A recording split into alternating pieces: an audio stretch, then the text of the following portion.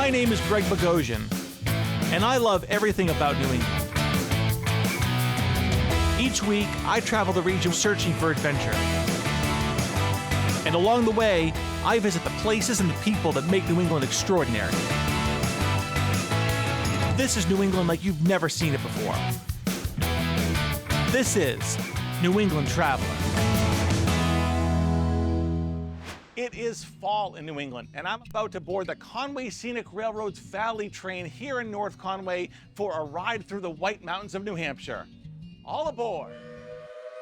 But before the train leaves the station, I'm meeting up with owner Dave Swerk to learn all about this historic railroad. Tell me what makes the Valley train so unique and special. Well, the thing is, the Valley train provides a travel opportunity to families with young children. So it's just a little over an hour duration, and for a little kid, riding in a train for the first time, you're looking out the window, you're seeing the scenery go by, you see the cows in the field, and that is a great family adventure. And I think that's really what's neat about Conway Scenic is we have different ride opportunities with different destinations and different durations, so your family can actually grow with the railroad.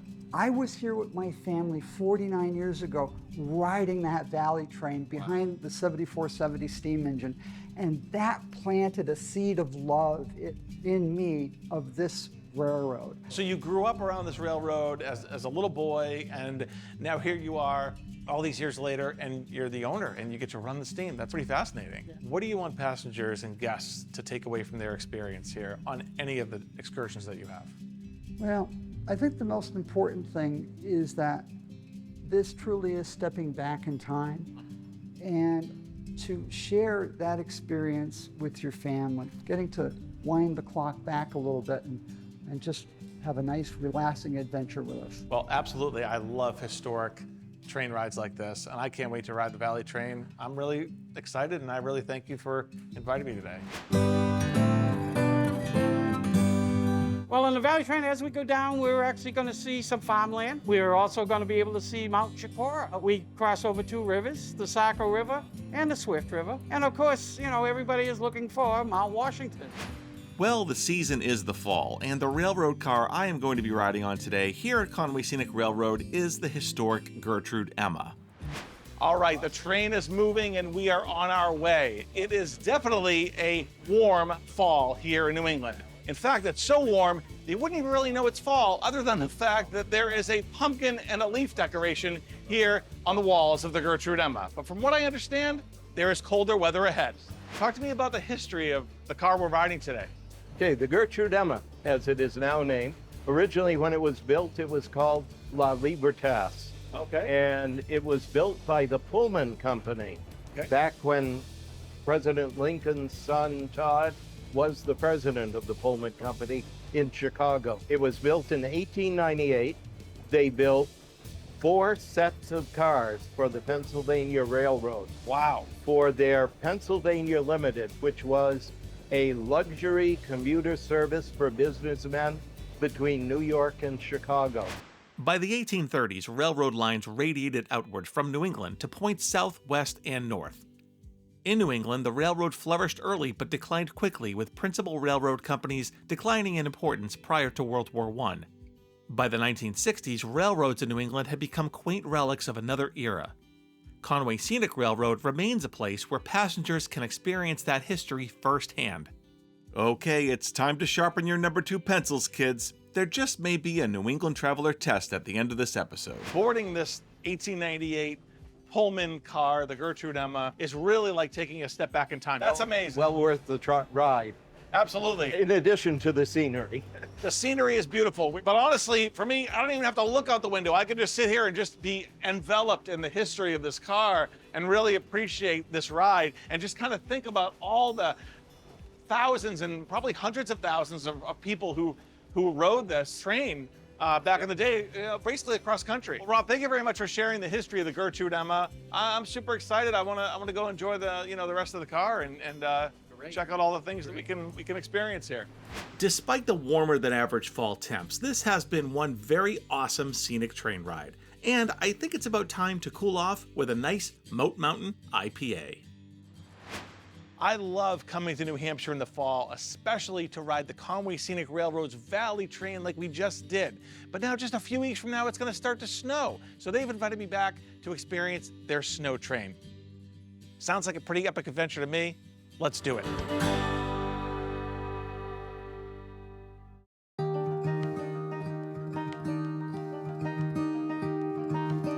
Now that snow has started falling in New Hampshire, Brian Solomon invited me back to Conway Scenic Railroad to experience the beauty of the region from their classic snow train. It's snow time. But first, I'm checking into the oldest continuously operating inn in North Conway, Cranmore Inn. Good morning from the Cranmore Inn. You know, one of the reasons why I chose the Cranmore Inn is because it's been a very long time since I've actually had a true New England bed and breakfast experience. That being said, the Cranmore Inn certainly delivers. Had a great bed, time to dig into some breakfast. For nearly 160 years, the Cranmore Inn has hosted travelers to the White Mountains region. Today, innkeeper Christopher Bellis is sharing the story of this historic B&B with me. Christopher, tell me, what drew you to the bed and breakfast business? My husband and I wanted to be able to spend more time with our kids in a business environment where we could make a living. Came to New Hampshire and fell in love with the White Mountains, and this was the first property that the realtor showed us in New Hampshire. So tell me a little bit about the history of the Cranmore Inn. So the Cranmore Inn was originally built as the Echo Inn back in 1863.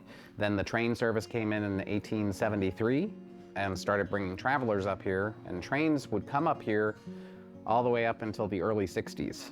Over time, the Echo Inn became the Robertson Inn, and then in 1937, two properties in this area renamed themselves Cranmore. One is the Cranmore Inn, the other is Mountain Lodge and Breakfast. And, you know, we've been the Cranmore Inn ever since. Describe to me the guest experience and what people can expect when they arrive here at Cranmore Inn. Well, they'll be greeted by myself or my husband or one of our staff members, and we'll give a tour of the property and show them all the amenities that they have available to them. We have an outdoor pool, a hot tub, talk about breakfast.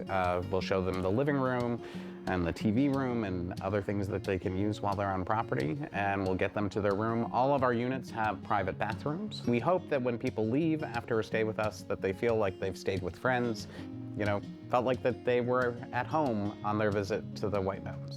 One of the things I love about old inns like Cranmore Inn are these old hallways and corridors that really seem to go nowhere. And I gotta be honest, last night about 11 o'clock, this thing scared the crap out of me. Just saying.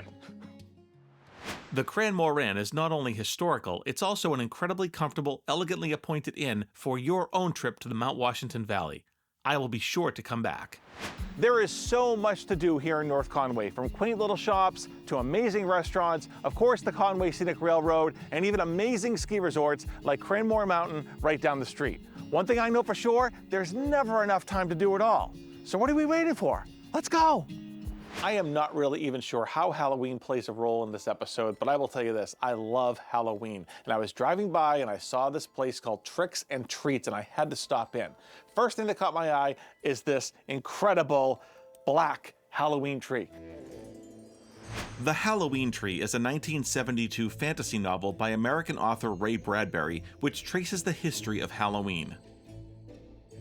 The tree represents the various traditions, fears, and customs that go together to make up Halloween, just as branches join a trunk. Let's check the store out.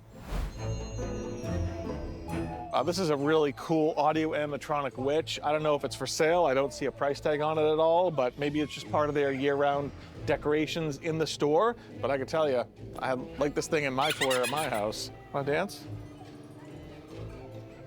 There's a little Beetlejuice baby, looks like, and there's a skeleton baby. I do love little glass light up things like this for the house, things you put on your mantle or on your coffee table at your house. You got plenty of signs. I love these kind of flaming, flickering lights. All kinds of witch decorations down here. There's another big witch over here. I'm gonna go check that out.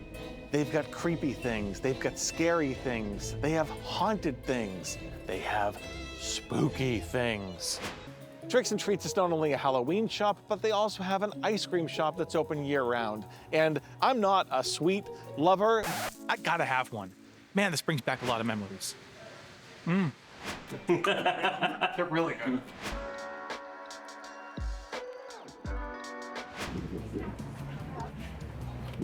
But I will tell you this, I just had to order this just to look at it. I mean, look at that, the shake my cookies, shake. You gotta chew the cookies as you're swallowing. It's kind of fun. Yeah, it's good though. You know, there's Italian in the family, but it's not. You know, you could pass for my brother, but I gotta tell you, my dad, rest his soul, his best friends, well, not just Italian, but Armenian. We get along, we're like.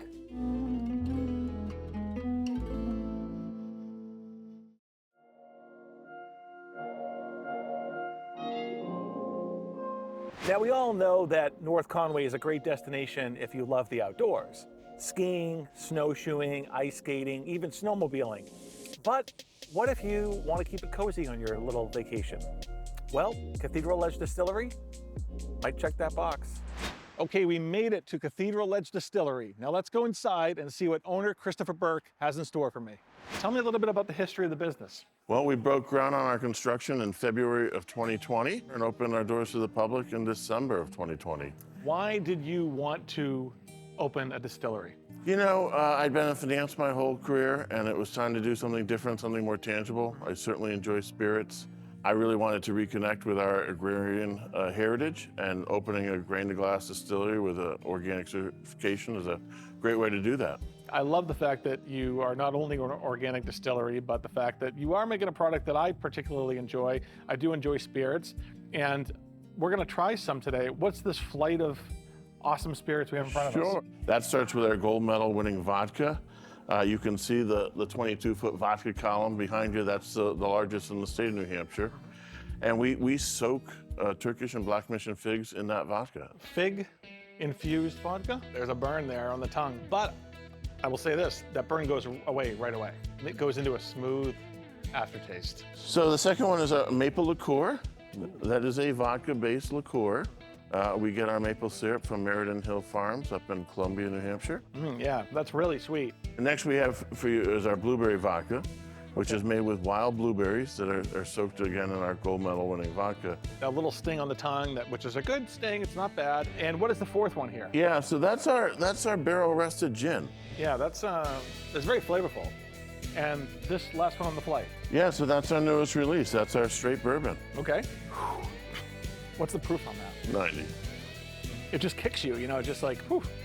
So I know you don't drink vodka straight usually, so I had the staff make up a couple of our more popular cocktails. We have the blueberry vodka featured with lemonade. Okay. It layers naturally, although I suggest you stir it before you take your first sip. Tastes like summer to me, Christopher. I think so. Yeah. Since it's winter right now, it's very refreshing.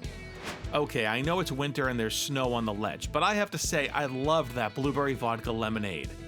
It totally reminded me that even when I'm freezing, I can still make one of these and pretend it's summer.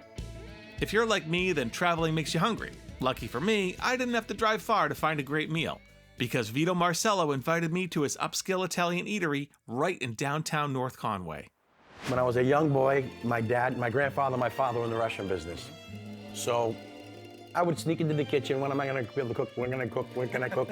I was adamant that I was gonna be a cook, a chef, and be in the restaurant business. We moved up here 35 or so odd years ago, and I never left North Conway. North Conway is one of the most beautiful places in the world. Absolutely. It really is. Nice, great shops were in the village on the side street, and the rest is history. But of course, we have a typical, Italian-American style. We have delicious chicken parmigiana. Right. Who doesn't like that, right? Of course. But we also have authentic Italian food. I'm so honored to have you here. I can't wait to cook for you. You ready to eat? All right.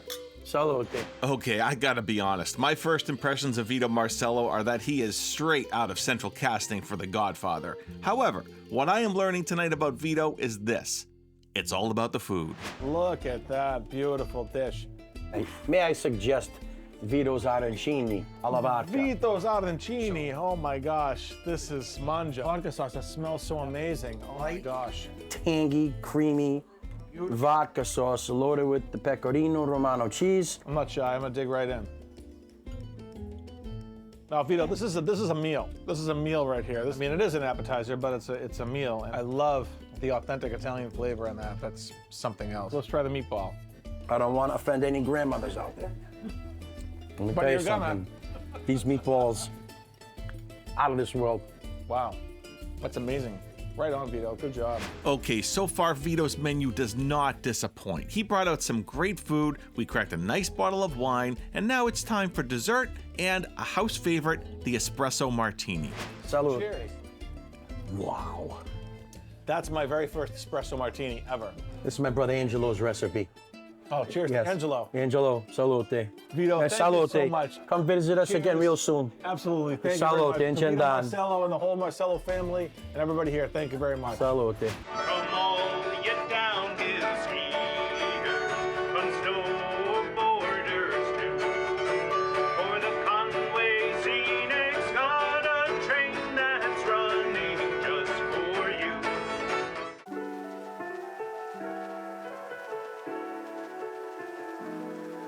On August 4, 1974, the Conway Scenic Railroad carried its first paying passengers on trains hauled by steam locomotive 7470. Almost 50 years later, they offer a variety of unique excursions. Today, I'm talking with Brian Solomon about the historic snow train. Well, tell me a little bit about what I'm going to experience today aboard the Conway Scenic Railroad snow train. Well, what we're doing is we're trying to recreate the experience of the historic snow train, and we take you from North Conway out to Mountain Junction, we get on the Mountain Division, we go out to Attitash, and the whole idea is to give you a winter experience aboard the railroad to kind of recreate the way it would have been in the 1940s and 50s. And what would you say to someone who's never been to North Conway and is planning a trip for the first time? I guess come and experience the station. Our station is a beautiful station. It's a one of a kind. It was built 1874.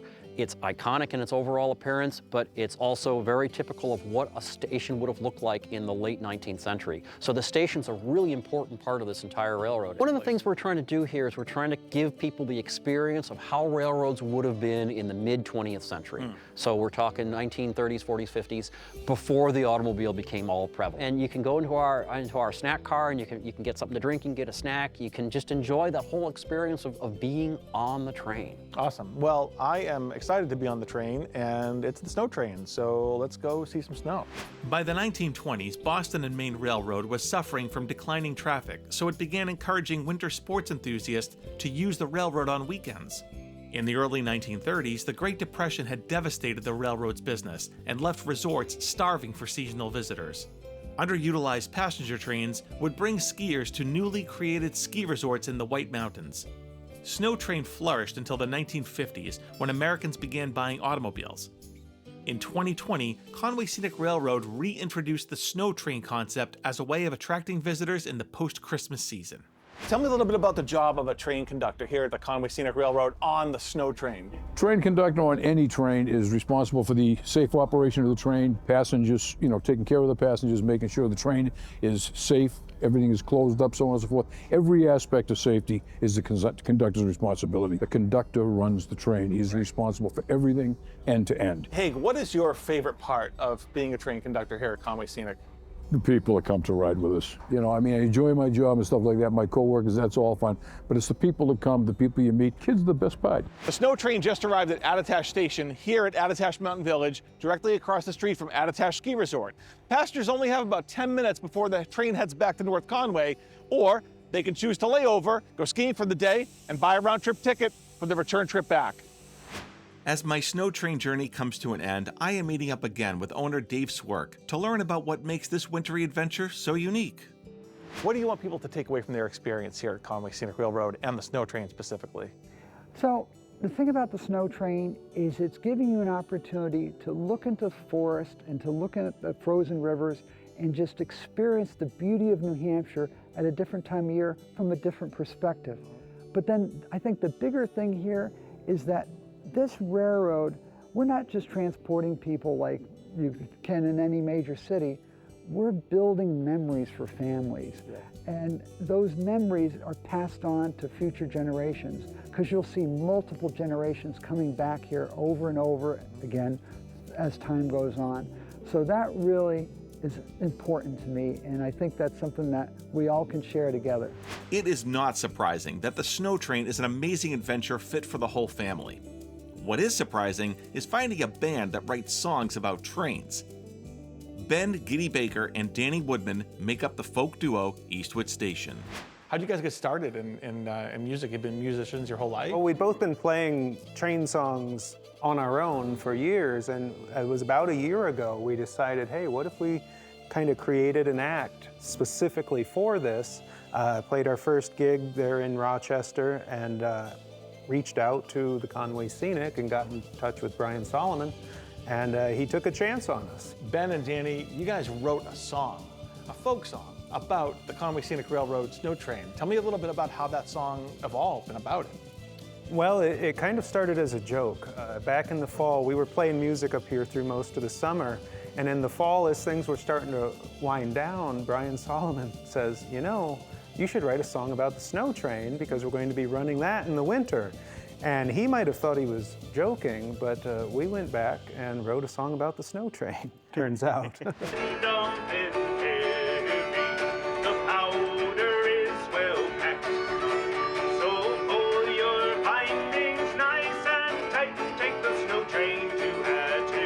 In this episode, I traveled in the fall to North Conway to experience the Valley Train at Conway Scenic Railroad.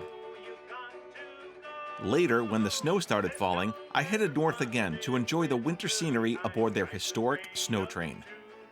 I stayed at Cranmore Inn, sampled some organic craft spirits at Cathedral Distillery, and had an amazing Italian meal with Vito Marcello. I'm Greg Bogosian. I'll see you next time on New England Traveler.